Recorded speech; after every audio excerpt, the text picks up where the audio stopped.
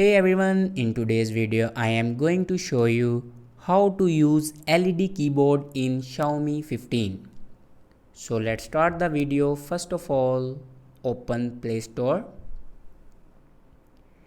and then search here LED keyboard. First of all, install LED keyboard. After installing the LED keyboard, then open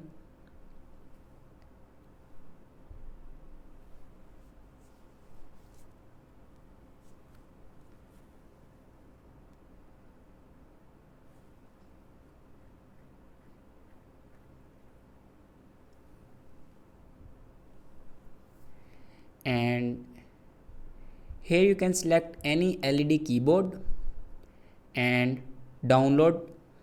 After downloading the keyboard, you can use your LED keyboard.